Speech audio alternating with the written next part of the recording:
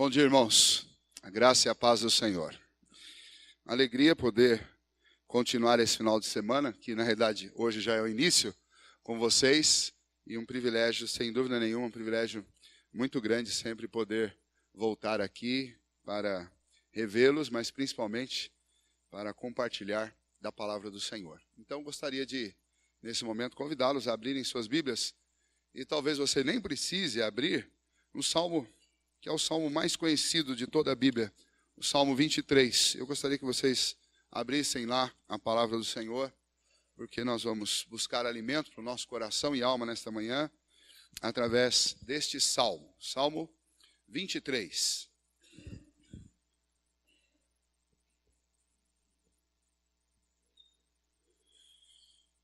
Salmo 23, quero convidá-los para que a gente faça essa leitura juntos deste salmo. Salmo 23, leiamos. O Senhor é o meu pastor, nada me faltará. Ele me faz repousar em pastos verdejantes. Leva-me para junto das águas de descanso. Refrigera minha alma, guia-me pelas veredas da justiça, por amor do seu nome. Ainda que eu ande pelo vale da sombra da morte, não temerei mal nenhum. Porque tu estás comigo, o teu bordão e o teu cajado me consolam. Preparas-me uma mesa na presença dos meus adversários. Unges minha cabeça com óleo, o meu cálice transborda. Bondade e misericórdia certamente me seguirão todos os dias da minha vida, e habitarei na casa do Senhor para todo sempre. Vamos orar? Senhor nosso Deus, muito obrigado pela Tua palavra. Muito obrigado, ó Deus, pelo quão doce ela soa aos nossos ouvidos. E obrigado, ó Deus, pela satisfação e a paz que ela produz em nosso coração. Ajuda-nos, ó Deus, nesta manhã, para que realmente nos aproximemos da Tua palavra como sedentos e famintos diante de uma mesa onde nós temos o privilégio de nos banquetear com os alimentos mais saudáveis, com os alimentos que trazem maior sustento a Deus e condição para que vivamos, ó Pai, diante dos desafios e das lutas da vida. Então, ó Deus, ao lermos a Tua palavra, pedimos que o Senhor nos encha o coração de fé e, ó Deus, de sensibilidade para não só entendermos a mensagem do Senhor para o nosso coração, mas também de crermos e aplicarmos às nossas vidas. Ajuda-nos nesta hora, é o que eu te peço em nome de Jesus. Amém. Muito bem. Algum tempo atrás, algumas semanas atrás, eu fiz um vídeo sobre ansiedade e eu disse lá, e é importante que a gente entenda isso, que existe um caminho que nos leva à ansiedade. E o caminho que nos leva à ansiedade, ele passa pelo medo. Antes do medo, o que gera o medo, que é a insegurança ou a incerteza sobre as questões que fazem parte da nossa vida. E a gente sente essa insegurança, essa incerteza, porque em algum lugar na nossa caminhada, especialmente nós cristãos, em algum lugar nós tomamos a direção errada. E quando Paulo fala lá em Filipenses sobre ansiedade, o termo que ele usa lá, inclusive, quando ele fala imperativamente, não andeis ansiosos, o termo que ele usa ali, que foi traduzido por ansiedade, na realidade não é ansiedade. O termo que está ali é: não tome a direção errada. Vá para o trono de Deus, leve suas orações, seus clamores diante do trono do Senhor. E quando ele diz não andeis ansiosos, não tome o caminho errado.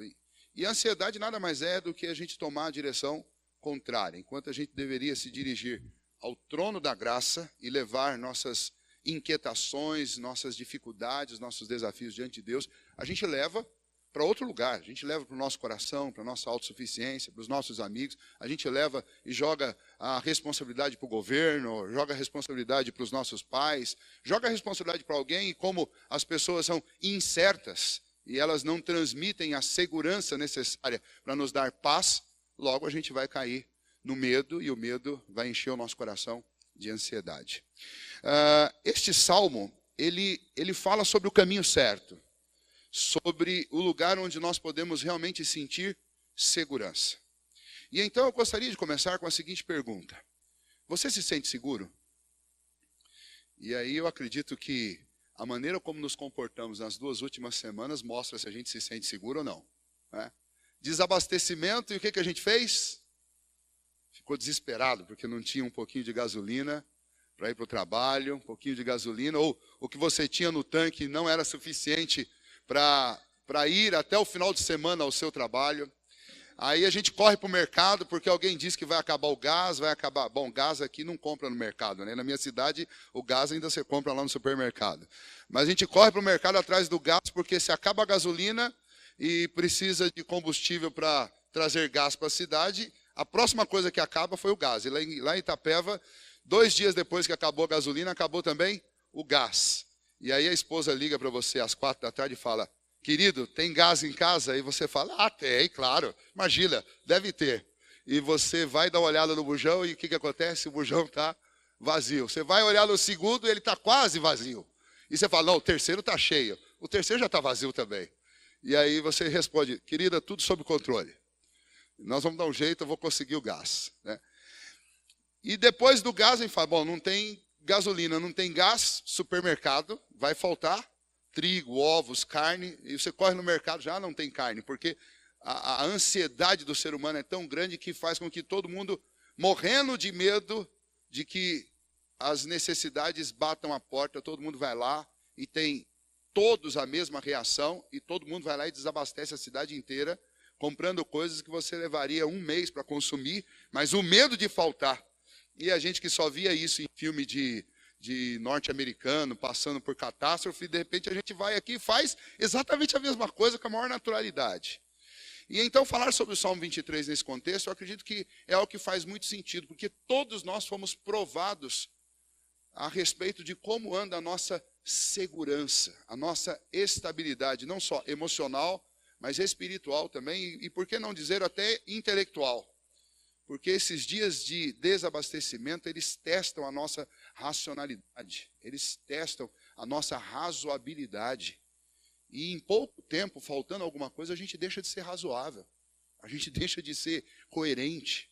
E especialmente nós cristãos somos tentados a depositar ou a sentir ansiedade, porque a nossa segurança, de repente, ela não está depositada no lugar certo. Ela está depositada nas nossas seguranças, está depositado na quantidade de dinheiro que eu tenho na conta, na quantidade de alimento que eu tenho dentro da despensa. E esses dias de desabastecimento, eles são uma bênção. Foi bom passar por isso. Lá em casa mesmo eu descobri que eu tinha uma bicicleta, né? E que ela funciona. E aí, para economizar um combustível que normalmente eu gastava em 2, 3 dias e durou uma semana inteira, eu tive que usar a bicicleta, né? Caleb descobriu que existe caminho a pé para a escola. Isso é uma maravilha, isso é uma bênção. O Salmo 23, ele pega a gente nesse contexto aí e chama a gente para um lugar seguro. Então a pergunta é: você está se sentindo inseguro? Ou você está se sentindo seguro agora porque a greve de combustível acabou? E aí você está seguro? Isso não é segurança. A pergunta é: você realmente é uma pessoa que se sente segura? O salmista Davi, ele vai nos conduzir por um caminho de segurança, um caminho realmente seguro. E ele não vai falar apenas sobre uma circunstância da vida, ele vai falar sobre a nossa vida inteira, do começo à eternidade. É o que ele vai falar nesse salmo. Algumas questões sobre o Salmo 23. É o salmo mais conhecido da Bíblia, mas qual que é o versículo que todo mundo conhece do Salmo 23? O Senhor é o meu pastor. E nada me faltará, principalmente, né? E o resto? E o resto, normalmente, a gente sabe meio truncado, né? Se a gente for falar de cor, a gente dá uma tropeçada aqui, dá uma tropeçada. Às vezes inverte a ordem dos versículos no texto. Mas, principalmente, quando chega do versículo 4 para frente, a gente já não sabe o que isso significa. Fala lá de ungir a cabeça na presença dos adversários, dá uma taça bem cheiona de vinho. E aí a gente gosta da última frase: e habitarei na casa do Senhor por longos dias, ou por todo sempre. Mas existem algumas lacunas que a gente não preenche. E o que a gente sabe do Salmo nem sempre é a expressão exata do que Davi está dizendo. Vamos voltar um pouquinho no tempo para entender quando é, por exemplo, que Davi escreveu isso. Uma das tarefas mais difíceis no livro de Salmos é determinar o contexto dos Salmos. Porque uma vez que são composições, são músicas, poesias, orações, feitas por personagens do Antigo Testamento, a gente nem sempre sabe aonde é que eles escreveram e quando eles escreveram. A maioria dos comentaristas desse texto, eles acreditam que quando Davi escreveu, Davi não era aquele rapazinho como a gente imagina. Inclusive, quando você vê algum desenho, alguma pintura sobre o Salmo 23, aparece um jovenzinho pastor sentado ou deitado numa campina com uma palhinha na boca e as ovelhas tranquilas em volta dele, um riacho bonito por perto. E a gente imagina, bom, Davi quando escreveu isso era um adolescente, era um jovem, um mocinho, pastor de ovelhas. De forma alguma, o conteúdo desse salmo combina com a vida de um jovem, um despretensioso pastor de ovelhas. Esse salmo combina perfeitamente com uma realidade muito diferente do que é essa. É um Davi rei velho, que enfrentou muitos problemas, passou pelo vale da sombra da morte, se decepcionou consigo mesmo e principalmente sofreu graves dificuldades numa família desajustada. Ele que vinha de uma família já desajustada, com problemas entre os seus irmãos e problema com os pais, a própria família dele se tornou uma família tão problemática quanto a dele. E acredita, a grande maioria dos comentaristas que citam esse texto, que trabalham com esse texto, eles vão dizer o seguinte, eles vão dizer, Davi escreveu isso daqui no meio da rebelião de Absalão, seu filho, contra ele. Provavelmente exatamente depois da morte de Absalão. Você vai encontrar esse conteúdo, essa história, lá em 2 Samuel, do capítulo 13 até o capítulo 19. Você encontra essa história da rebelião de Absalão contra o seu próprio pai. A história, para resumir, ela termina da seguinte maneira. Davi decide ir buscar o seu filho, trazer de volta, corrigi-lo e trazê-lo de volta. Só que para fazer isso, ele arruma um exército que não é o exército com que ele está acostumado a lutar. É um exército diferente, um exército de estrangeiros. E quando esses exércitos, eles alcançam o seu filho, eles não têm misericórdia.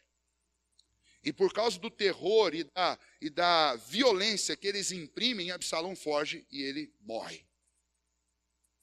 E então, no meio dessa tragédia familiar, tudo que Davi tinha no contexto da sua vida, por mais que ele era um brilhante rei, um grande rei, um rei abençoado por Deus, ele estava vivendo na vida dele as piores tragédias. Ele mesmo foi protagonista da morte de um homem que era um homem leal a ele, por causa de um erro que ele cometeu, de coisas que ele tentou ocultar, de mentiras. Ele foi duramente disciplinado por isso. Depois os seus filhos fizeram publicamente, diante dos olhos de toda a cidade de Jerusalém, o que ele fez escondido. E por fim o seu filho se rebela contra ele, ele tem que amargar a morte do seu filho. Tragédia. E no meio dessa tragédia, então, ele vai compor um salmo que fala como é que ele pode se sentir seguro, sendo um homem já velho e tendo sido o protagonista não só de coisas boas que Deus fez, mas especialmente o protagonista de coisas absolutamente ruins, tristes e frustrantes na sua própria vida. Como é que um homem desse se sente seguro? Como é que um homem desse sente paz? Como é que um homem desse pode ter tranquilidade para governar, para sentar num trono? Como é que ele pode ter segurança para pastorear o seu povo, com tudo aquilo que ele viveu na própria vida, com as coisas que ele fez? E é nesse contexto, então, que ele escreve o Salmo 23 para nós. E você deve saber que os salmos, eles não estão organizados de forma cronológica. Eles são organizados de acordo com o tema central do livro de Salmos. O livro de Salmos apresenta a tensão que existe entre a vida de alguém que teme a Deus, que é chamado de justo, e a vida de alguém que não teme a Deus, que é chamado de ímpio. E o livro de Salmos é construído dessa maneira. E aqui nós estamos dentro de um conteúdo em que não só você tem uma descrição de como é a vida do justo, mas você tem um apontamento, inclusive profético e messiânico, a respeito da vida de Cristo, de como ele seria, do que ele ia passar, das lutas que ele iria enfrentar e da vitória do Senhor Jesus. E no meio desse contexto ele escreve este salmo, e este salmo, ontem eu falei bastante sobre isso, que o centro de toda a Bíblia é o próprio Cristo, e este salmo tem como centro o próprio Cristo e a obra dele. Mas vamos lá então, com essa ideia em mente, que não é um garotinho escrevendo, mas é um homem velho, experiente, que passou por muitos problemas. Com essa ideia em mente, nós vamos olhar para o salmo. O salmo está dividido em duas partes. A primeira parte, que vai do versículo 1 até o versículo 4, descreve o supremo pastor, um grande pastor. Davi não está falando de um homem, Davi não está falando de si mesmo, ele não está falando do seu tutor, ele não está falando do sacerdote Natã, ele não está falando dessas pessoas. Ele está falando do supremo pastor e da maneira como ele cuida das suas ovelhas. A referência dele não é humana. O que ele usa é uma imagem humana para retratar algo que é divino. Ele está falando do supremo pastor das nossas vidas. Ele está falando sobre o Senhor, Yahvé. É dele que ele está falando. A segunda parte do texto, do versículo 5 até o versículo 6, ele muda a ilustração. Ele para de usar a imagem de um pastor e ele começa a usar a imagem de um anfitrião. E aí, na segunda parte, nós temos, então, o misericordioso anfitrião, que recebe em sua casa um filho ou um visitante, um estrangeiro, mas trata-o com honra, com graça e com misericórdia. Vejamos, então, essas duas partes aí, que nós podemos aprender com este salmo tão especial, para que a gente não fique apenas no Senhor é o meu pastor e nada me faltará. Embora há tanta preciosidade neste versículo, que ele já é suficiente para nos dar segurança e paz ao coração. Mas vejamos, a primeira parte então, do versículo 1 ao versículo 4, o supremo pastor da nossa vida. Está falando sobre o Senhor, sobre o Deus da aliança, sobre o Cristo, o Filho de Deus, o Messias prometido, o Senhor encarnado, o supremo pastor das nossas vidas. Quais são as características aí nas atitudes desse pastor que fazem com que este pastor seja absolutamente necessário na minha vida e na sua vida? Se porventura há alguém aqui nesta manhã que ainda não tem Jesus como o supremo pastor da sua vida, o convite da palavra de Deus para você hoje é que você o reconheça como o seu pastor, porque é dele que você precisa. A primeira expressão deste salmo, que está aí no versículo 1, o Senhor é o meu pastor. Não tem um E aí, como normalmente a gente fala, quando a gente fala de cor. A gente diz assim, o Senhor é o meu pastor e nada me faltará. Não tem um E. Se a sua Bíblia tem um E, passa a canetinha vermelha aí e risca esse negócio, que não tem. O Senhor é o meu pastor, ponto e vírgula. Nada me faltará. Qual é a ideia? A ideia é que o Senhor é o Jeová Jireh. Ele é o Deus da providência. Opa, então significa, pastor, que tendo Jesus como meu pastor, eu posso pedir qualquer coisa, que ele tem uma dispensa cósmica e ele pode me fornecer o que eu quiser. Não, não é essa a ideia por trás do termo Jeová Jireh. E embora a gente traduza esse termo como o Senhor é a minha provisão, o Senhor é o Deus provedor, a ideia por trás dessa expressão de que o Senhor é meu pastor, nada me faltará, é que se eu tenho o Senhor como pastor, eu não preciso de nada. Não é que ele vai me fornecer tudo que eu quero. A ideia é que se eu tenho ele, eu não quero mais nada. Eu falo, não, mas não é verdade, pastor. Eu sou crente, eu creio em Jesus Cristo, tenho Cristo no meu coração, mas eu quero um bocado de coisa. E aí que entra a questão. Qual que é o motivo ou a explicação para as nossas inseguranças? Não é justamente porque a gente quer um monte de coisa. A gente não fica inseguro exatamente pelas coisas que a gente não tem, ou pelas coisas que a gente tem e tem medo de perder. Tem coisa de filme que a gente aproveita. Quem gosta aí de Star Wars, você lembra lá do Anakin Skywalker, qual que é o caminho para o lado negro da força? O medo de perder a mãe. Depois o medo de perder a esposa. E o medo é sempre terrível, porque o medo é exatamente a ausência dessa segurança. E quando você não tem segurança, você acaba negociando e fazendo coisas loucas para poder ter segurança. E quando eu digo que o Senhor é o meu pastor, o Jeová Jireh é o meu Senhor, é o dono da minha vida, significa eu não preciso de mais nada. Eu amo a minha família e eu amo as coisas que Deus pode me dar, mas ainda assim, se Deus quiser tirar estas coisas de mim, Deus é suficiente para o meu coração. Essa é a ideia do Salmo 23, versículo 1. Deus é a suficiência que a minha vida precisa. E isso é extremamente impactante, porque nós não estamos acostumados com isso. Nós estamos acostumados a ouvir uma pregação, a ouvir estudos, a ouvir músicas que dizem que Deus é o nosso Senhor, Ele é provedor, Ele é dono de todas as coisas, Ele é todo poderoso e eu posso pedir qualquer coisa que Ele pode me dar. É assim, Deus é poderoso para fazer qualquer coisa. Aliás, Paulo diz que Ele é poderoso para fazer infinitamente mais do que tudo quanto pedimos ou pensamos. Mas a questão é, do que eu preciso? Eu preciso dele ou das coisas que ele pode fazer? Quando nós nos relacionamos com Deus como aquele que pode simplesmente me dar tudo o que eu preciso, ou infinitamente mais do que tudo que eu preciso, eu estou me relacionando com o dono da despensa cósmica. Mas quando eu estou me relacionando com o Jeová Jireh, com o Senhor é o meu pastor, entendendo que Ele é tudo o que eu preciso, aí sim eu estou me relacionando com um pastor da minha alma. É por isso que o salmista vai dizer lá no Salmo 112. Lembra que no Salmo 112 está acontecendo um conflito interno. O salmista começa a ver a prosperidade dos ímpios. E ele olha para a vida dele, na minha luta por fazer as coisas corretamente, eu não prospero. E os ímpios, tudo que eles fazem, dá certo e eles prosperam. E ele começa a ficar indignado com isso. E ele vai ficando tão indignado com isso daí, que ele começa a reclamar com Deus. Mas no meio da sua reclamação com Deus, ele é levado à casa de Deus. E quando ele entra na casa de Deus, ele diz que quando eu contemplei os átrios do Senhor, os meus olhos se abriram. E eu percebi que o que está acontecendo com eles, na realidade, é algo perigoso e escorregadio.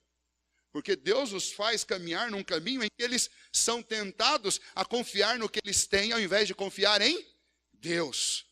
E aí, automaticamente, ele volta para ele e fala assim, mas Senhor, é muito bom ser conduzido pelo Senhor, porque o Senhor me conduz aqui na vida e me recebe na glória.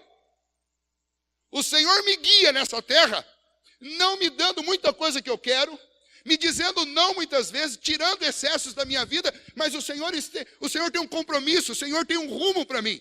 O Senhor me guia na terra e me recebe na glória. E aí ele conclui, por isso eu não tenho nenhum outro bem no céu, senão a ti somente. E nada nessa terra que me dá prazer, senão o próprio Senhor.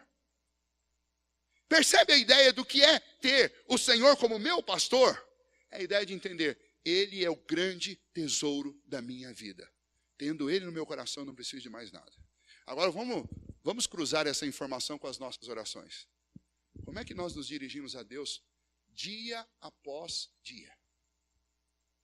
Chegando para Deus dizendo, Senhor, eu preciso disso. Senhor, eu preciso daquilo. Senhor, me ajuda nisso, me ajuda naquilo. E poucas vezes a gente dobra os joelhos para dizer, Senhor, é muito bom ser do Senhor e ter o Senhor. E eu não preciso de mais nada. Está tudo muito bom do jeito que está. Está tudo muito bom com o que o Senhor já me deu. Se o Senhor quiser me dar mais, se o Senhor quiser me dar vitória, o Senhor me dá. Mas realmente, eu não tenho necessidade delas. Porque o Senhor é tudo. E eu acredito que Deus nos faz passar por crises de desabastecimento, não só esses que nós passamos esses dias, mas às vezes até de esgotamento emocional, físico, para que a gente tire os olhos do lugar errado e tome o caminho certo, que é lançar os olhos nele e nos satisfazermos com ele. Enquanto nós não estivermos plenamente satisfeitos com Deus, vocês acham mesmo que alguma outra coisa pode satisfazer o nosso coração? Se o Deus Todo-Poderoso, infinito, transcendente, imanente, se Ele não puder satisfazer meu coração, alguma coisa nessa terra vai fazer isso? Não vai. Sua esposa não vai, seu esposo não vai, seus filhos não vão. Não é assim a nossa luta por felicidade? A gente cresce enquanto é criança, você fala assim, eu vou ser feliz quando eu ficar adulto. Aí você fica adulto, eu vou ser feliz quando eu terminar minha faculdade. Aí você termina. Vou ser feliz quando eu conseguir um bom emprego, estiver ganhando muito dinheiro. Aí você ganha dinheiro e os boletos chegam proporcionalmente ao tanto que você ganha.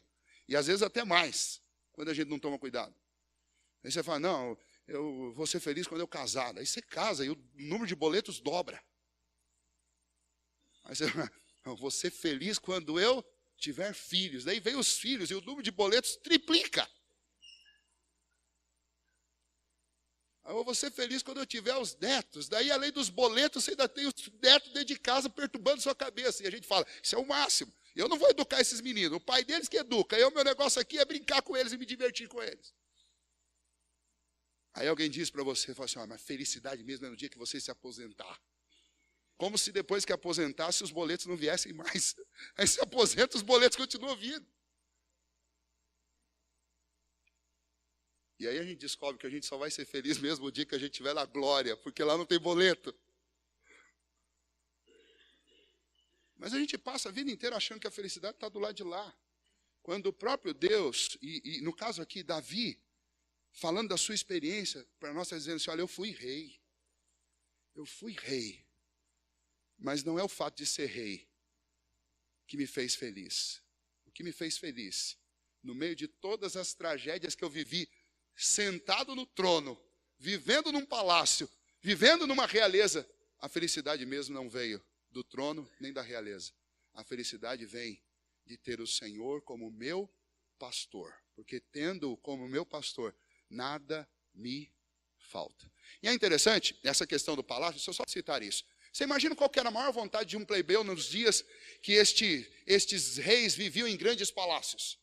E Davi viveu. E, aliás, a grande frustração de Davi é que ele construiu um palácio para ele, mas não conseguiu construir o templo. Ele juntou material, mas ele mesmo não constrói o templo. Mas imagine que todo plebeu que vivia lá na Palestina queria morar onde?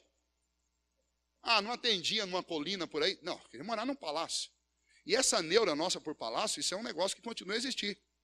A gente casa, começa a trabalhar, começa a construir coisas, a gente sonha em fazer o quê?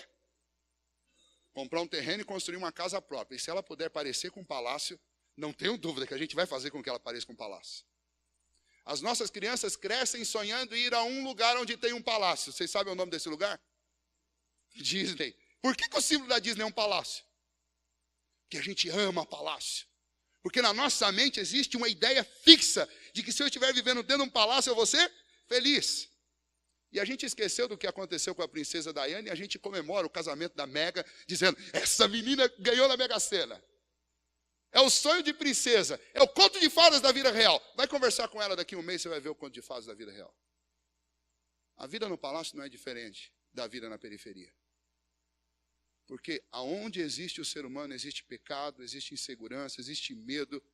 E aonde o coração do homem deposita a sua busca por satisfação em qualquer outro lugar que não seja o próprio Deus, seja para alguém que vive dentro de um palácio, ou seja para alguém que vive num barraco, não há diferença, a insatisfação vai ser sempre a mesma.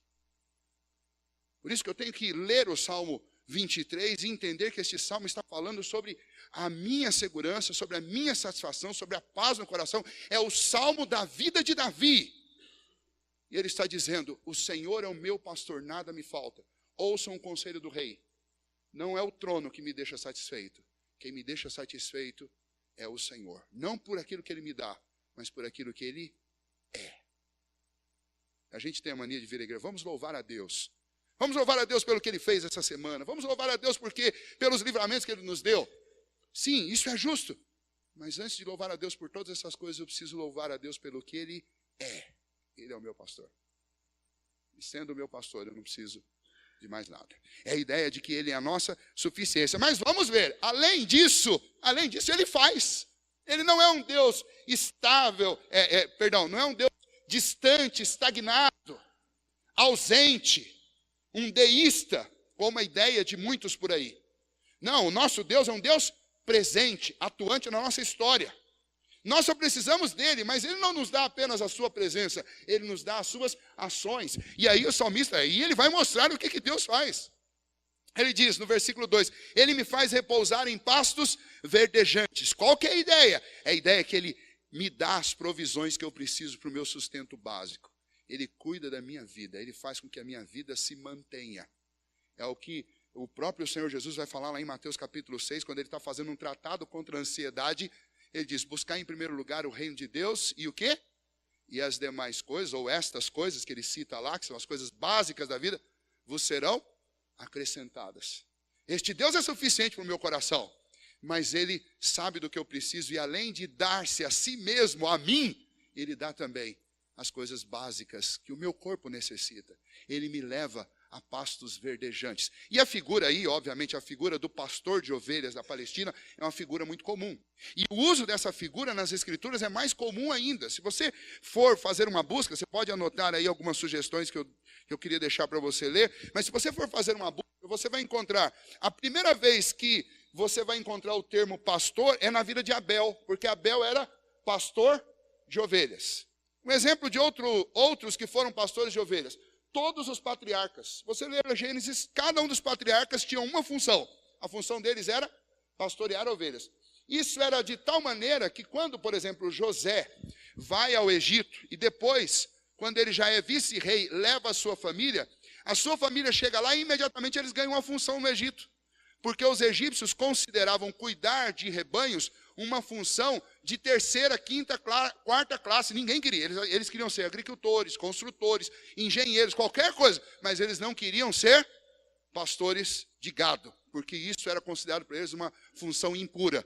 Quando José leva a sua família, e José, extremamente inteligente e sábio, chega lá e propõe para Faraó: o meu pai e os meus irmãos, eles podem cuidar dos rebanhos reais. E imediatamente Faraó fala: está feito, eles cuidam dos rebanhos.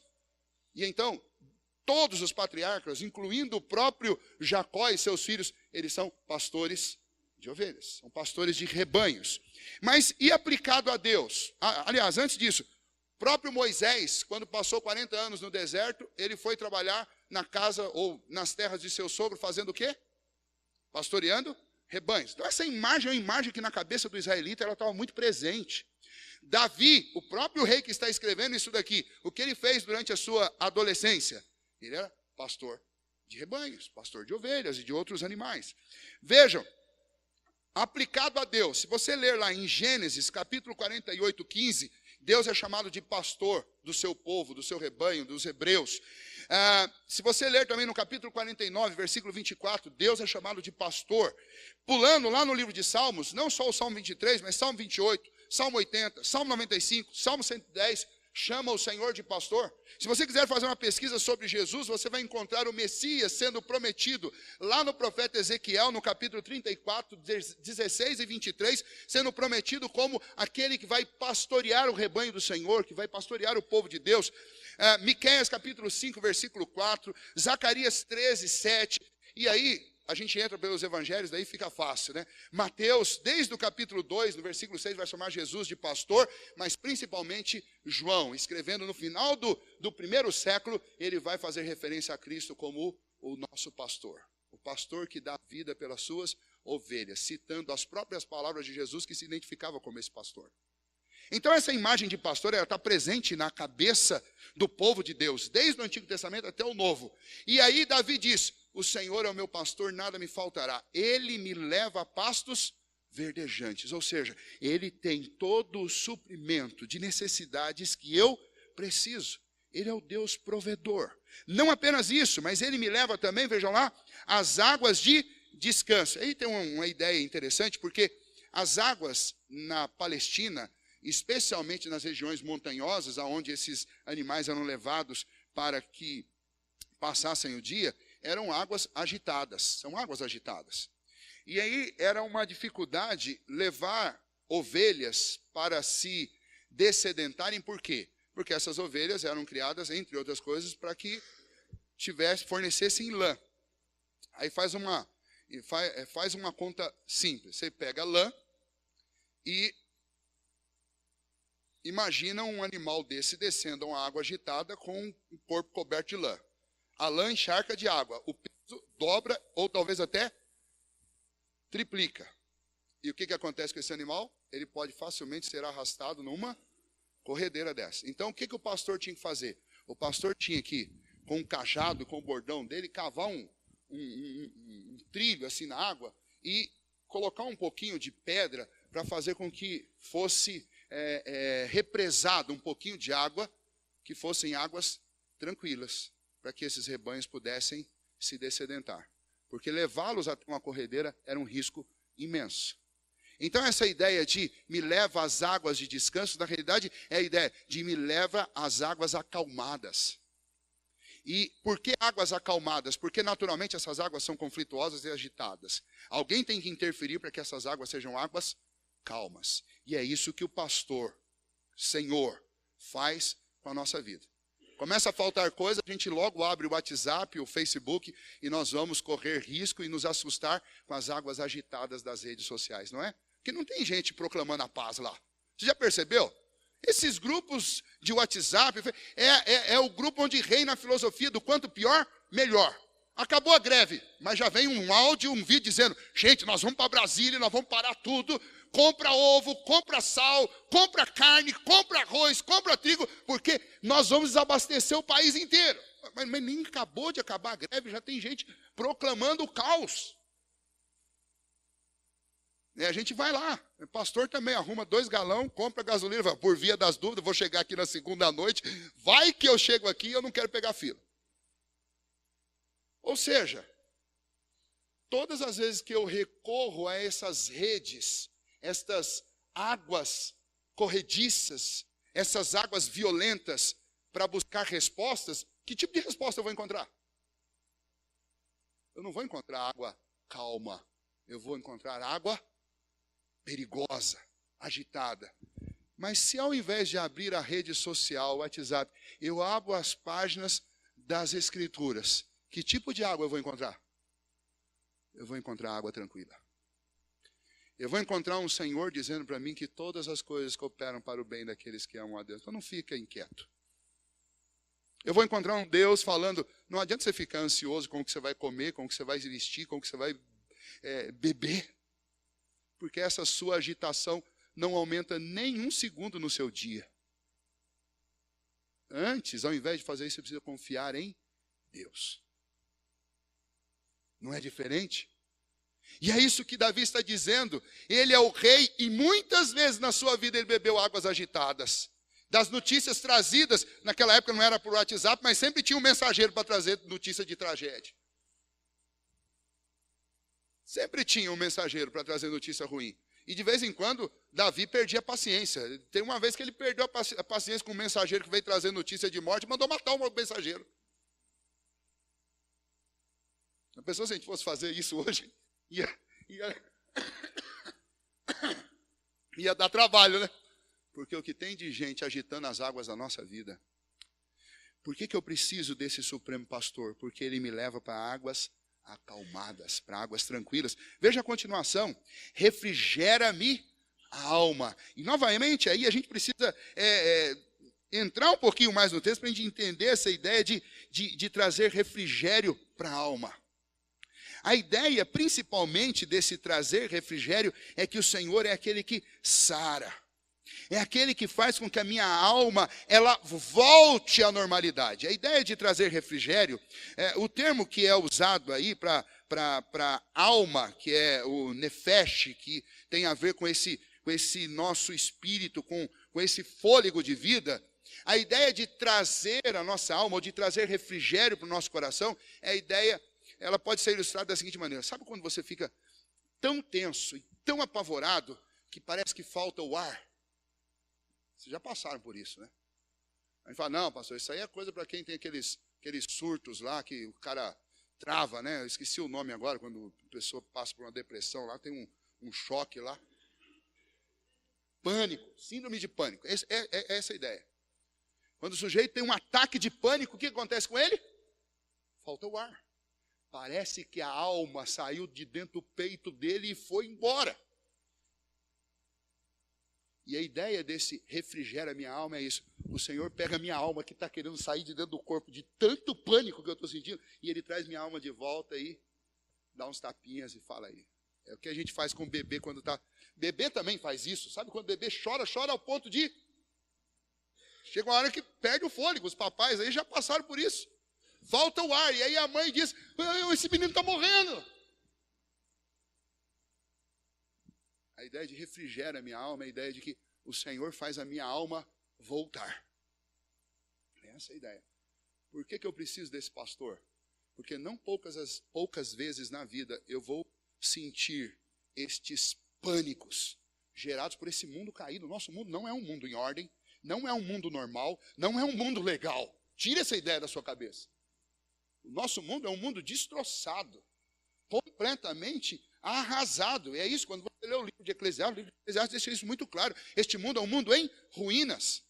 Quando Salomão diz vaidade, vaidade, tudo é vaidade, a palavra vaidade aí a gente associa com beleza, com embelezamento, mas não tem nada a ver com isso. A palavra vaidade, aliás, tem uma relação. A palavra vaidade aí é a ideia de que isso tudo não passa de neblina, de fumaça, é ilusório. E aí a única ideia de relação com a vaidade e embelezamento é que o embelezamento artificial, ele é ilusório, ele é fumaça, ele é uma miragem. Não se iluda com isso. Todo mundo tem que acordar. E na hora que acorda, nem sempre é bonito como depois de uma boa maquiagem. E o que Salomão diz para nós é que esse mundo inteiro está todo maquiado. Mas por trás dessa fumaça, por trás dessa miragem, só tem destroço. E o que Davi está dizendo aqui é que nesse mundo destroçado, não poucas vezes eu perdi o fôlego. Mas o Senhor, que é o pastor da minha alma, Ele refrigera a minha alma. Ele faz a minha alma voltar. Ele me devolve o fôlego. Ele é aquele que me sara. Ele é Jeová Rafá, aquele que sara os feridos. E é isso que ele está dizendo. Por que eu preciso desse pastor? Por que você precisa de Jesus? Porque Ele é a nossa suficiência. Porque Ele é quem provê tudo que nós precisamos. Porque Ele é quem nos cura. Porque é Ele quem faz a nossa alma voltar para a normalidade. Ele faz a razoabilidade voltar para a nossa vida. Porque nós vamos sentir medo e nós vamos nos aterrorizar muitas vezes. Mas não só isso, é dito também a respeito deste Senhor, que Ele refrigera a minha alma, mas Ele guia-me pelas veredas da justiça por amor do seu nome. E aí nós estamos chegando próximos ao ponto principal do texto. Quando todas as vezes que a palavra justiça aparecer na Bíblia, você para tudo que você está fazendo e você presta atenção. Porque logo após o aparecimento da palavra justiça, você está diante do centro do texto. Porque sempre foi, o grande problema da raça humana é a ausência de justiça. E então Davi de repente chega assim, este Senhor Ele me conduz, a ideia aí de guia-me, a ideia de me leva gentilmente. Ele me leva gentilmente para onde? Para caminhos justos, caminhos corretos, caminhos certos. Havia um problema muito grave nessas regiões, eu acho que existe até hoje, onde existiam esses grandes rebanhos pastoreados por muitos pastores, que era exatamente um pastor roubar a ovelha do outro. Não tinha marca, não tinha jeito de você. Então o pastor ele tinha que conhecer muito bem as suas ovelhas, conhecer detalhes sobre elas. E ele precisava ser honesto para não ficar misturando o seu rebanho com outros, e inclusive roubando, usurpando ovelhas dos outros. Mas por outro lado também ele tinha que tomar um cuidado imenso para que outros pastores não se aproximassem demais e roubassem suas ovelhas. Para que estas coisas andassem bem, o pastor tinha que ser alguém justo, que conduzisse as suas ovelhas por caminhos justos. E isso é apenas uma ilustração do que o Senhor faz conosco através de cada uma das páginas das Escrituras. Estas páginas todas são como o bordão e o cajado do Senhor nos conduzindo por aquilo que nós devemos viver, sentir, desejar e fazer, que é um caminho justo. O problema é que, apesar de nós entendermos isso, nós não fazemos. E então a ideia aqui é que o Senhor também é o Jeová Tzedek, que é o Jeová, que é o Senhor da nossa justiça. Ele é a nossa justiça. E aí nós somos levados a um contexto ainda mais profundo. Por quê? É interessante, se você observar, que o que ele está fazendo aqui é descrever pouco a pouco os passos da nossa vida. E ele está dizendo, olha, imagine que você, mesmo tendo o Senhor, que é a sua provisão, o Deus sustentador, o Deus que deve satisfazer o seu coração, ainda assim você desobedeça e ande por caminhos perigosos. Como aquela ovelha lá que se dispersa das outras 99 e vai andar por caminhos tortuosos e perigosos. Ainda que uma ovelha sua, por mais que você cuide para que ela não se misture, para que ninguém roube, ainda assim uma dessas ovelhas, ela sai do seu cuidado, ela foge de você, ela age rebeldemente. E ela se perde. O que você faz? Como você faz? Quem pode salvar esta ovelha que foge do caminho da justiça e se perde? O contexto aqui é exatamente esta sede que nós temos de que coisas justas aconteçam. Não só na vida dos outros, mas na nossa própria vida. Eu vi alguns dias atrás, e depois eu mesmo fiz esse comentário, o problema do Brasil não são as injustiças que se cometem lá em Brasília. O problema do Brasil são as injustiças que nós cometemos aqui. O problema do Brasil não são os políticos, o problema do Brasil são os brasileiros. Porque começa a faltar combustível, o dono do posto, ele já fica pensando no preço da recompra. E ao invés de vender pelo preço justo, ele começa a prospectar que talvez ele vai ter que comprar esse combustível mais caro e sem saber o quanto, ele já pega e sobe. Nós, na nossa ganância e na nossa necessidade de se sobrepor, de furar a fila ou de passar na frente dos outros, nós vamos lá, não, eu tenho que encher o tanque antes dos outros, porque se eu ficar quieto no meu canto, vai um monte de gente antes de mim e enche. A gente nem pensa que talvez esse monte de gente que vai antes da gente precisa mais do que a gente. E daí alguns têm um poder aquisitivo maior e falam assim, não, eu vou comprar e vou comprar logo um monte. E a gente não pensa que talvez a gente esgote um combustível que alguém que está atrás de mim não tem condição de comprar. E ele só pode comprar lá os 20 litros dele, mas não está preocupado com isso. A gente está preocupado que a gente quer ter bastante e a gente tem condição de ter bastante. E aí você esquece dos outros. E o mesmo acontece no supermercado. E o mesmo acontece na revenda de gás. E o que a gente encontra é uma injustiça generalizada, impregnada na vida de todo mundo. Todo mundo é corrupto. Nós não estamos num país onde os políticos são corruptos. Nós estamos num país onde corrupção e injustiça faz parte da nossa tradição e da nossa cultura. Quando um jogador de futebol comete uma falta na pequena área que deveria ser pênalti e o juiz não vê, a gente faz o quê? A gente chora ou dá risada? Não, se for do seu time, você... E aí vai um bandeirinha lá, usando recursos eletrônicos. Não, na realidade, a falta aconteceu do lado de fora. Não foi pênalti. E o juiz volta atrás. E aí o que acontece? A gente fica revoltado. Como assim o juiz voltou atrás? O juiz não pode voltar atrás, o juiz de futebol não pode voltar atrás. Não, mas é o certo. Não, ninguém quer saber o que é o certo. A gente quer saber o seguinte, que por causa disso, o meu time não vai ter um pênalti e nós não vamos ganhar o campeonato. Não é assim que a gente faz? A gente assiste, eu assisti também, e o que eu fiz, eu acredito, foi o que a maioria de vocês fez, quem assistiu. A gente assiste lá Casa de Papel, a gente torce para quem? E aí a gente acha que a injustiça e a corrupção estão lá em Brasília? E aí o que Davi está dizendo, Davi diz assim, eu preciso de justiça. O meu povo precisa de justiça. Todas as ovelhas precisam de justiça, porque nós não temos justiça própria. Não está faltando justiça lá na cúpula. A justiça falta para cada ovelha. E o Senhor é o supremo pastor das nossas vidas, por quê? Porque Ele é todo o depósito que nós precisamos de justiça. Quando eu não encontro justiça na minha própria vida, eu encontro justiça em quem? Eu encontro justiça em Cristo. E aí nós somos levados do Antigo Testamento por Davi, antes que Romanos seja escrito, antes que o Senhor Jesus tenha se encarnado, antes que o sacrifício da cruz tenha sido realizado, antes que os tratados sobre a justificação tenham sido escritos por Agostinho, pelos reformadores, antes de todas as pessoas falarem sobre justificação, Davi está dizendo, Jesus é a nossa justiça.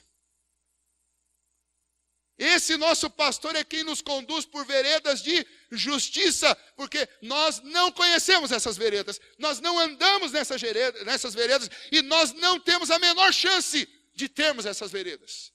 O único que pode me conduzir por uma vereda justa é o Senhor. Do que Davi está falando?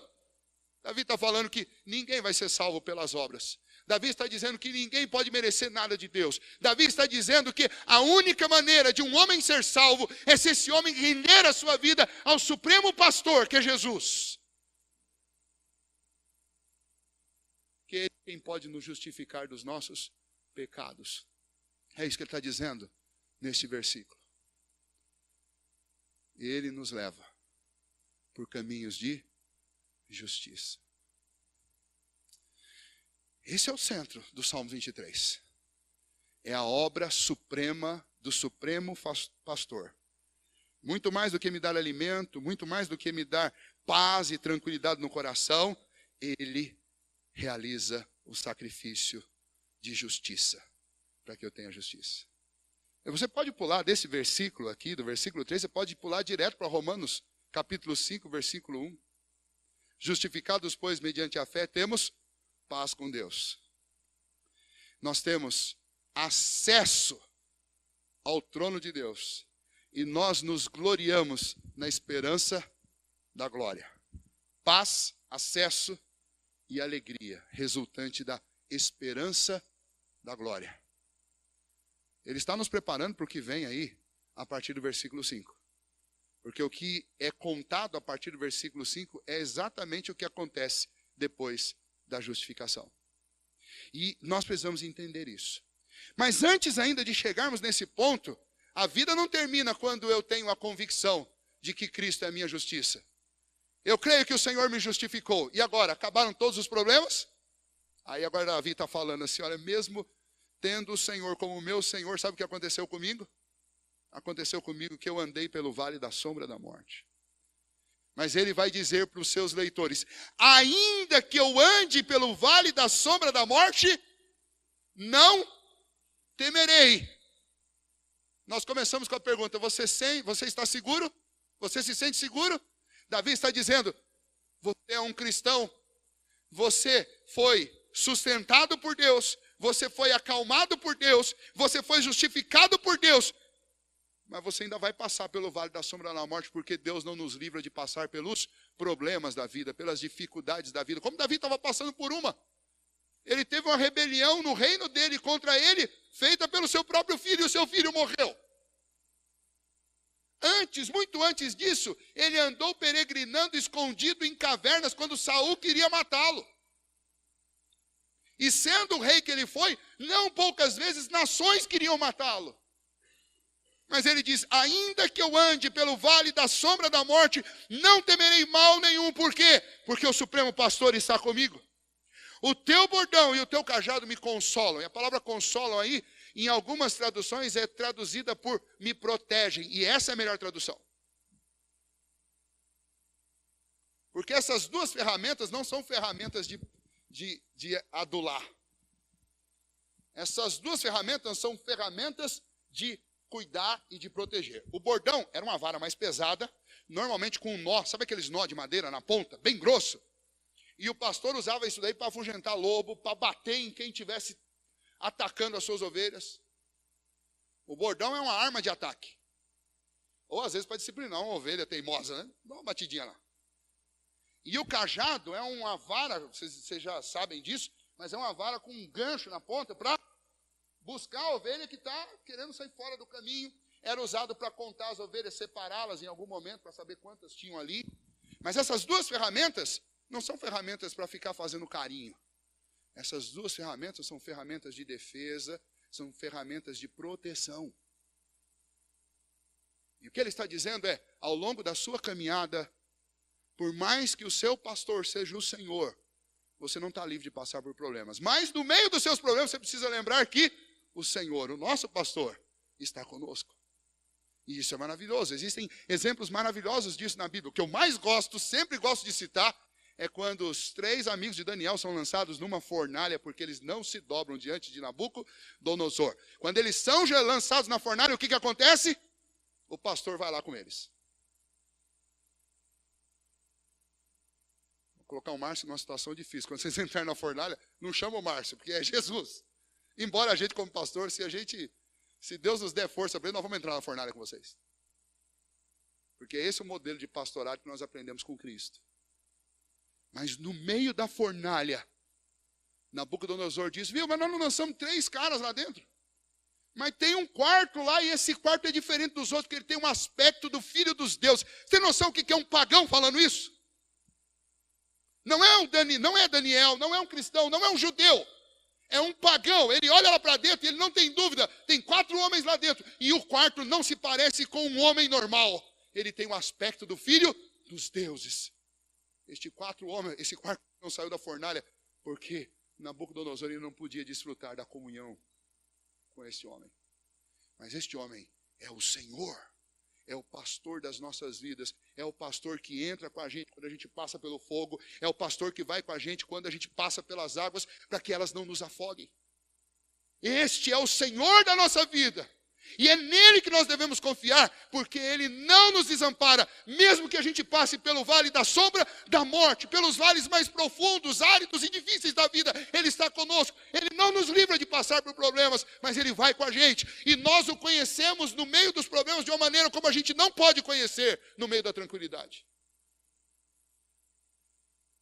E Davi está contando a vida dele para nós e dizendo: eu sei que o Senhor é a minha justiça.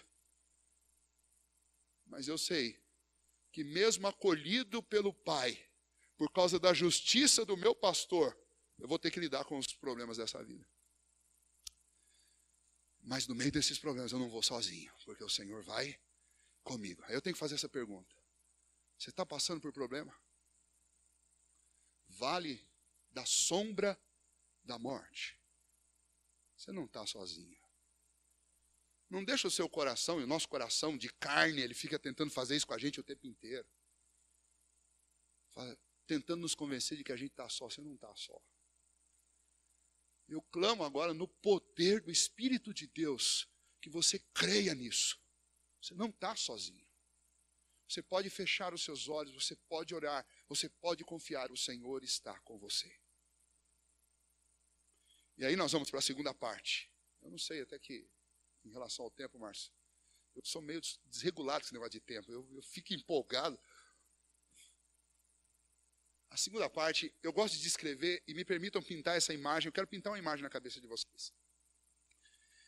A minha vida pertence ao Supremo Pastor, ele provê o que eu preciso, ele sabe do que eu não preciso, ele sabe que tem momentos que ele tem que tirar coisas de mim, ele me leva a águas tranquilas, ele me dessedenta, ele me cura, ele faz a minha alma voltar, ele é a minha justiça. Ele me acompanha e me defende, me protege no vale da sombra da morte. Até que um dia ele põe o cajado para o lado, põe o bordão para o outro, porque ele me leva para a casa do Pai. E na casa do Pai, um banquete está preparado. E o Pai não faz o banquete na área de trás de casa. O Pai tem uma praça na frente da casa dele. E o Pai monta o banquete para me receber na frente da sua casa. Sabe aquela, é uma birra santa. É uma birra santa. Me importunaram, falaram mal do meu Deus, riram do meu Deus, causaram uma série de danos para a minha vida, não acreditaram no que eu disse. E Deus fala assim: não, agora é minha vez. Aí Deus monta o banquete lá, do lado de fora, na praça. Mas essa família não é a minha família, é a família do meu pastor. Não é a minha família. Eu sou aquele menino de rua, que cresceu na rua, cometendo injustiças, pequenos delitos ou grandes. Eu sou aquele que todos passavam de carro e davam risada dele, porque não tem pai, não tem mãe, está sozinho na vida, só faz bobagem. Eu sou essa pessoa. Mas o Pai mandou o filho dele, o meu pastor, vai buscar aquele menino lá na rua. Ah, mas ele tem dívida. Paga a dívida dele. Ah, mas ele tem uma porção de problemas que a gente precisa resolver. Conduz ele por uma escola para corrigir os problemas dele. E depois você traz ele e põe ele na cadeira principal, cadeira de filho. Na sua cadeira, ele vai sentar lá. Põe ele naquela cadeira. Porque nós vamos adotar esse menino na nossa casa. Ele não vai ser mais um estranho. Ele não vai ser mais um órfão. Ele vai fazer parte da nossa família. Esta é a imagem que está sendo descrita por Davi aqui nesse salmo. Davi teve uma família desajustada na casa do seu pai e depois teve uma família desajustada na sua própria casa. Mas ele tinha plena convicção que o Supremo Pastor da vida dele estava levando para uma mesa, para um banquete, na presença de um anfitrião misericordioso, que iria recebê-lo com honra em sua casa. Eu gosto de dizer sempre que o processo de adoção é o processo que ilustra mais perfeitamente o que Deus fez conosco. O que Deus faz conosco é exatamente isso. Pega filhos órfãos que não têm pai, que não têm mãe, e por causa disso, não poucas vezes, mas quase que invariavelmente, se enveredam por um caminho de injustiça, pegam esses filhos, resgatam e traz para dentro da sua casa. Fala, a partir de hoje, você não é um estrangeiro, você não é alguém sozinho, a partir de hoje você tem família. O que vai acontecer com a nossa vida, que é o que o salmista lá no Salmo 112 diz, tu me guias na vida e me recebes na glória. O que está acontecendo aqui é que Davi está dizendo o seguinte, eu tenho certeza que sendo pastoreado por Jesus, um dia no meio de todos os meus inimigos, Deus vai me fazer sentar na mesa dele. E Deus vai derramar sobre a minha cabeça óleo. E esse ungir com óleo é a ideia de que eu estou recebendo alguém com honras na minha casa. Lembra quando Jesus foi recebido na casa de um rico chamado Simão? Vocês lembram que Simão deixou de cumprir uma regra de etiqueta com visitantes honrados em sua casa? Quando chegava um político, um general, alguém famoso na casa de Simão, Simão ungia, porque é hábito entre os judeus fazer isso. Os convidados de honra são recebidos em casa, eles recebem unguento. É como jogar perfume sobre uma pessoa. Eles recebiam estes óleos para refrigerá-los, para perfumá-los, e era uma demonstração que eles eram recebidos com honra em casa. O Senhor foi comer na casa de Simão, Simão não fez isso com Jesus. Mas lá no meio da refeição entrou uma mulher com um vaso, com um perfume caríssimo. E essa mulher veio e quebrou esse perfume e lançou sobre Cristo. E Jesus repreende Simão, você tinha que ter feito isso comigo, você não fez. Mas ela fez. Um outro texto, quando essa imagem é contada, mostra essa mulher, inclusive, enxugando os pés de Jesus com seus cabelos. E novamente a repreensão para Simão. O que nós encontramos nesse texto é uma ilustração do que está sendo contado aqui. Na casa do Pai, nós somos recebidos com honra. Não porque nós merecemos essa honra, mas porque o Senhor graciosamente nos honra, nos colocando na sua família. É interessante que quando nós vamos falar, ou vamos buscar um pouquinho sobre essa doutrina da adoção no Novo Testamento, tem dois textos que eu acho maravilhosos. Um deles é um texto que está lá em Gálatas, quando o Senhor começa a dizer, inclusive Paulo está falando da parte do Senhor, inclusive com gentios, que se consideravam estranhos a esta aliança, e os judeus faziam questão de mostrar, vocês não fazem parte desse negócio. E o Senhor vai falar para eles, fala assim, não, em Cristo Jesus nós somos todos chamados a participar da família de Deus, porque o Senhor Jesus aproxima os que estão longe, e nós somos recebidos nessa família como filhos. Aí você diz, mas eu não sou filho. Você não é filho, mas Deus coloca dentro de você o Espírito Santo de Deus.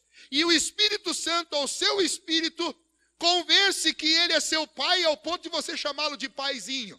É o que está lá no texto, Abba, pai. Sabe de onde vem essa ideia? Essa ideia vem da seguinte informação, isso é fato. Quando acontece uma adoção numa família onde não existe filhos biológicos, é muito mais fácil para o filho adotivo se sentir filho. Mas quando acontece uma adoção numa família onde existem filhos biológicos, e agora um que não é filho biológico, é filho do coração, filho do amor, filho por adoção, entra nessa família, esse filho tem dificuldade de se sentir filho. Porque tem um outro ali que faz ele lembrar todas as vezes que ele não é biológico. Mas vejam como o nosso Deus é amoroso e perfeito. Para que você não se sentisse menos filho, Ele coloca dentro de você o Espírito Santo dele, que convence o seu espírito que você é filho de verdade. O processo foi o processo de adoção, mas Deus te ama como um filho absolutamente verdadeiro dele. É o mesmo amor que ele tem por Cristo, ele tem por você. Já imaginou isso? Quando nós lemos Efésios capítulo 2, quando Paulo descreve que nós estávamos mortos, mas o Senhor nos deu vida, e ele fez isso pela sua graça, ele ao mesmo tempo diz, e nos fez assentar nas regiões celestes em Cristo Jesus. Está dizendo assim, ó, Deus nos colocou lá no âmago da família dele, juntamente com o seu filho, a gente sentou lá do lado do pai. Eu não tenho dúvida o quanto você é filho. E é isso que Davi está descrevendo para nós aqui, é a cena de alguém sendo incluído na família deste anfitrião como o filho. Você é meu filho. E aí o que acontece? Ele dá uma taça transbordante, um cálice transbordante. Na Bíblia, vocês sabem disso, na Bíblia vinho é símbolo de alegria. E você encontra vinho sendo bebido e sendo símbolo de alegria, não só no povo aqui na terra, mas quando você lê Apocalipse sobre o céu, você vai descobrir que o vinho está lá. E lá também ele continua sendo símbolo de alegria, e o próprio Senhor diz, nós vamos cear juntos. E isso inclui pão e vinho. Sabe o que isso significa? Significa que o Senhor é o grande provedor de alegria para a nossa alma. Ele nos levará para dentro do seio da sua família. Dentro do seio da sua família é festa, é alegria. Ele vai encher-nos de contentamento, uma alegria que você nunca sentiu na vida. O mais próximo que nós chegamos dessa alegria é quando nós repartimos o pão e o vinho na ceia do Senhor e o nosso coração se enche de contentamento e regozijo, porque nós ensaiamos aquilo que nós vamos celebrar na eternidade. E Davi, antes destas refeições cerimoniais serem ordenadas por Jesus, Davi lá atrás já estava dizendo, nós vamos ser recebidos como um filho, eu sou recebido como um filho, aquele que é pastoreado pelo Senhor é recebido como um filho, você recebe uma taça plena de alegria, transbordante de alegria, mas o principal, bondade e misericórdia me seguirão todos os dias até a consumação dos séculos. Quero usar um termo desses aí, misericórdia. O termo misericórdia no Antigo Testamento hebraico é hesed. E ele pode não só ser traduzido como misericórdia, mas ele pode principalmente ser traduzido como amor e como fidelidade. Já imaginou a abrangência dessa palavra? Se você juntar tudo isso daí, é um amor não merecido, fiel, estável, absolutamente inabalável. O que ele está dizendo é que este amor de aliança, este amor fiel, me seguirão por toda a vida, mesmo que eu passe por momentos de fraqueza, esse amor sempre me seguirá. Não está correto ainda. Porque a palavra traduzida aí como seguir, ela vai aparecer em algumas versões, talvez a sua Bíblia mostre essa versão, mas a palavra aí traduzida como seguir, ela não é bem seguir. Ela é traduzida em vários outros lugares na Bíblia como perseguir. A palavra aí é uma palavra do hebraico chamado hadaf. E hadaf é perseguir, é correr atrás. Não que seguir não transmita essa ideia de alguém vindo atrás de você, mas esse seguir pode transmitir também a ideia de que segue de longe, segue e não alcança. Mas quando eu penso na ideia de perseguir, de correr atrás, não é assim. A ideia de perseguir e correr atrás, não importa o quanto você tente fugir da misericórdia e do amor de Deus, não tem como você fazer isso. E é isso que Paulo diz lá em Romanos capítulo 8, quando ele diz, quem poderá me separar do amor de Deus? As coisas do presente? As coisas que ainda vão acontecer? Os poderes? As criaturas? Nada, absolutamente nada pode me separar do amor de Deus em Cristo Jesus. Davi já tinha dito isso lá no Salmo 23. Ele diz, bondade e misericórdia me seguirão todos os dias e habitarei na casa do Senhor para sempre. Habitarei na casa do Senhor para sempre, está bem explicado lá em Apocalipse 21. Você lê Apocalipse 21, você vai ver o que é habitar na casa do Senhor para sempre. Habitar na casa do Senhor é viver na presença do Senhor, na nova terra, por toda a eternidade. Num lugar onde o Senhor vai enxugar dos nossos olhos toda lágrima. Num lugar onde não haverá dor, num lugar onde não haverá morte, num lugar onde não haverá injustiça, nem medo, nem desabastecimento. Como a gente sentiu esses dias. Eu tenho que perguntar. Você se sente seguro? Esse texto fala de Cristo e esse texto fala do Pai. E esse texto mostra o Espírito aplicando essas coisas ao coração de um homem. Foi o que o Espírito de Deus fez com o coração de Davi. O Espírito de Deus fez Davi crer no pastoreio de Cristo. E fez Davi confiar no supremo e misericordioso anfitrião, o Pai. E eu pergunto a você, você crê e vive na dependência do Supremo Pastor? E qual é a sua maior esperança?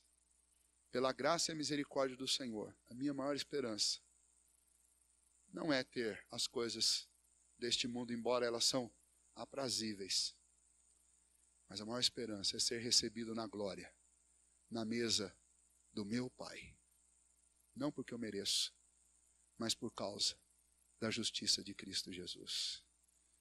Pense nisso, porque é disso que você precisa. A gente passa a vida inteira correndo atrás de um bocado de coisa que estraga, enferruja, e não tem valor. A gente negocia verdades e promessas de Deus por causa de amores e paixões. E essas coisas passam. Eu preciso dizer como salmista no Salmo 112, que bem eu tenho no céu além de ti, e no que a minha alma se compraz na terra, senão em ti somente, no Supremo Pastor da nossa alma. Que Deus nos ajude a vivermos e nos deixarmos pastorear por Cristo Jesus.